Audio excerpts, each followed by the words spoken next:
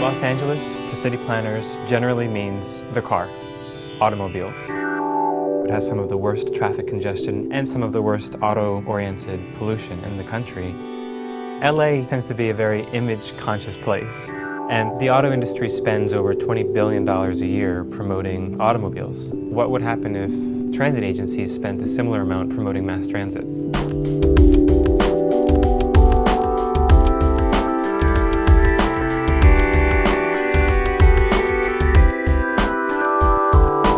If you look at the Los Angeles system, there's a ton of great service out there. Some of our bus lines carry more than entire rail systems in other cities. So there's a lot of success out there and there's a lot of great service. The key was trying to attract new riders and get people interested in the system all over again. One of the key things in putting the group together and looking at communications was we wanted to make public transportation cool.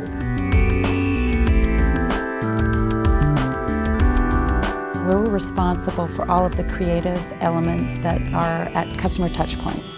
Just to go back to 2003 when we really started our efforts, we had over 300 logos at the agency. Every department had its own logo. They wanted their own logo. They wanted their individual identity. Well, needless to say, to the customer and to the public, that was very confusing. What we wanted to accomplish was bring everything together, all the positives together, and then present the agency in a way that was favorable to the public and that not only took care of the transit dependent, but also attracted more discretionary riders.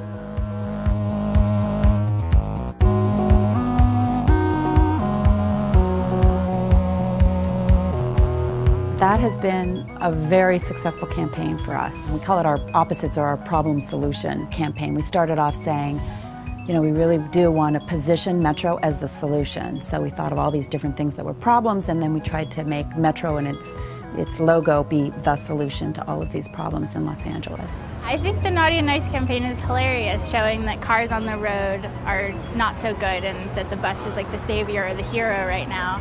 And I think that's really true. If you look at our fleet design, basically we've introduced bright, vibrant colors. It's California poppy, but most people would consider it orange. And then even for express lines, we have a bright blue bus that we have out there. And it helps us differentiate the service and identify segments for customers to choose from. I would say that's our single most successful effort, has been rebranding of the fleet. This was really wonderful. Matchbox had never done a city bus, and they did this independently on their own. In fact, the first time they did it, it didn't have Los Angeles on it, but we asked them to add a little Los Angeles so that we could make sure people understood this is a Los Angeles bus. We also have a public art program that brings professional artists in to enhance our stations. I think we have about 300 artists that we've commissioned to date that have incorporated their work throughout our system in really wonderful, often unexpected ways.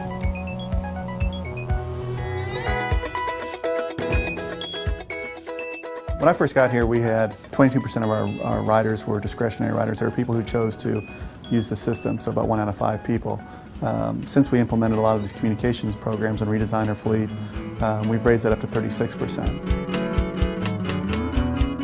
Promoting mass transit more effectively, the image of it, marketing of it, could create a virtuous cycle where better image leads to more ridership, which leads to more demand for service, so more service, and then the additional service then encourages more people to ride it.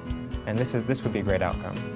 It's everything that you do that impacts ridership, and so it's how you present yourself, it's the services you put out on the street, and it's the public perception and more importantly their consideration of using the service. And every indicator we've had, looking at surveys and tracking what we've done, has been positive.